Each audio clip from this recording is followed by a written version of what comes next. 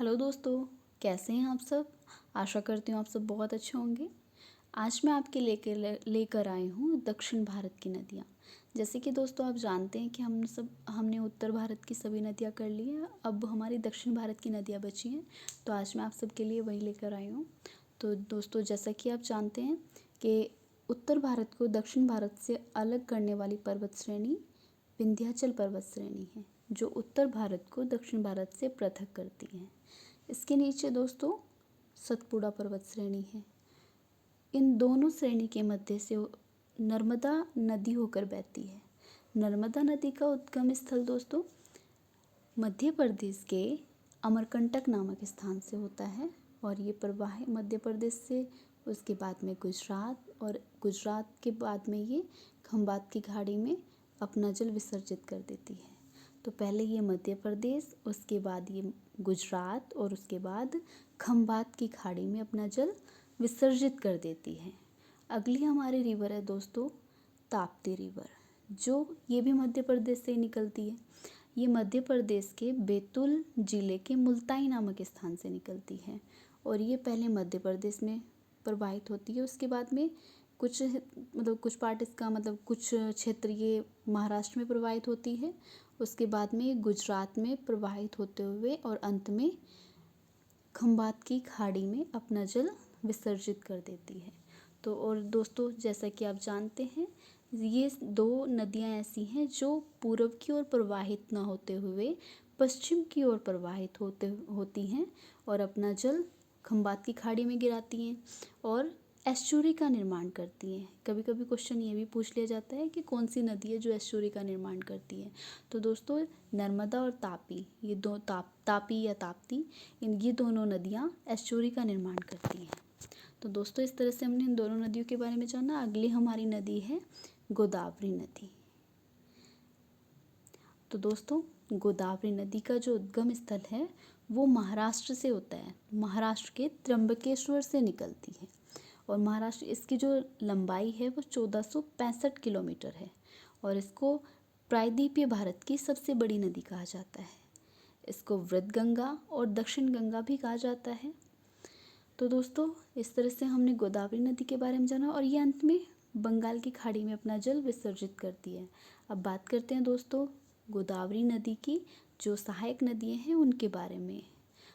तो दोस्तों जैसा कि आप देख रहे हैं इसकी सहायक नदियाँ हैं पेनगंगा, वर्धा, वेनगंगा, इंद्रावती। पेनगंगा, वर्धा और वेनगंगा, इंद्रावती ये नदियाँ गोदावरी के बाएं तट पर आकर मिलती हैं। इसके बाद दोस्तों मांजरा नदी है, इसकी सहायक नदियाँ हैं। मांजरा नदी वो इसके दाएं तट पर आकर मिलती है। इस तरह से दोस्तों गोदावरी अपना जल बंगाल की खाड़ी में प्रवाहित करती है और अंत में जाकर बंगाल की खाड़ी में मिल जाती है ये। अब दोस्तों बात करते हैं महानदी की, क्योंकि ये भी दक्षिण काफ़ी प्रश्न पूछा जाता है इस रिवर के बारे में भी। तो दोस्तों महानदी का उद्गम छत्तीसगढ़ के धमतरी जिले में एक सीवा नामक स्थान के पास से इसका उद्गम स्थल है और ये छत्तीसगढ़ उसके बाद ओडिशा से बहते हुए बंगाल की खाड़ी में अपना जल प्रवाहित कर देती है। इसकी दो मुख्य सहायक नदियां हैं ब्राह्मणी और वैतरणी। पहले इसमें ब्राह्मणी नदी आकर मिलती है, उसके बाद इसमें वैतरणी नदी आकर मिलती है और भारत का सबसे बड़ा बांध हीराकुंड बांध महानदी पर स्थित है दोस्तों। तो इस तरह से दोस्तों हमने जाना गोदावरी और महानदी, उनकी जो मुख्य सहायक नदियाँ हैं उनके बारे में हमने जाना दोस्तों। अब हमारी अगली नदी है कृष्णा नदी।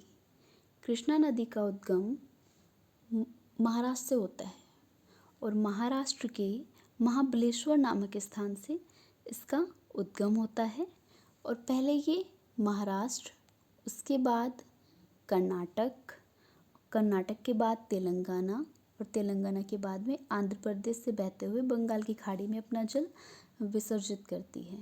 तो अब बात करते हैं दोस्तों इसकी जो सहायक नदी है। जैसे कि आप देख रहे हैं दोस्तों बाएं तट पर भीमा नदी आकर कृष्णा नदी से मिलती है और दोस्तों जैसे कि आप देख रहे हैं इसमें पहले इसके जो दाएं तट पर नदियाँ आकर मिलती है, पहला कोयना, उसके बाद वरना, उसके बाद पंचगंगा, उसके बाद दूधगंगा, उसके बाद घाट प्रभा और उसके बाद मालप्रभा, उसके बाद तुंगभद्रा।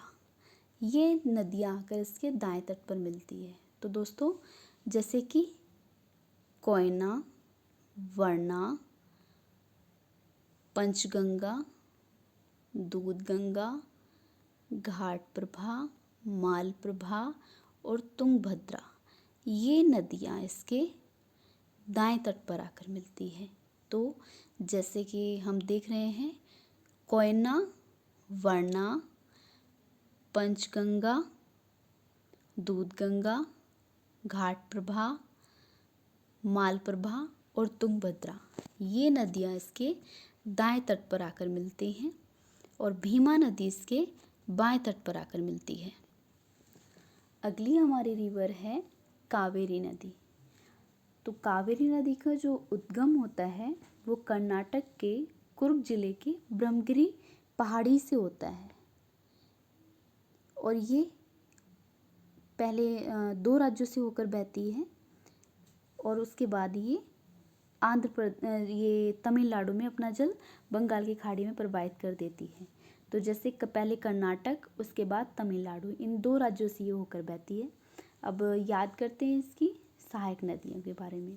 तो जैसे कि हेमवती या हेमावती कह सकते हैं, ये है। उसके बाद हमारी शिमला और अर्कावती नदी, ये इसके दाएं तट पर आकर मिलती है। इसके बाएं तट पर आकर मिलती हैं। कौन कौन सी नदी? हेमवती, शिमला, अर्कावती।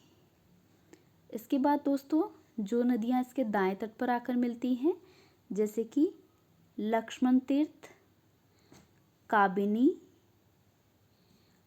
स्वर्णवती, अगली है नौली और अमरावती नदी भी इसके दाएं तट पर आकर मिलती है। और दोस्तों, जैसे कि आप जानते हैं कि कावेरी नदी को दक्षिण भारत की गंगा के नाम से भी पुकारा जाता है। इस तरह से दोस्तों, हमने दक्षिण भारत की नदियों के बारे में जाना। आशा करती हूँ कि आपको मेरा ये प्रयास अच्छा लगा होगा। अगर आपको मेरा ये प्रयास अच्छा लगता है तो आप मेरी वीडियो को लाइक कीजिए, मेरे चैनल को सब्सक्राइब कीजिए। Thank you so much for watching my video.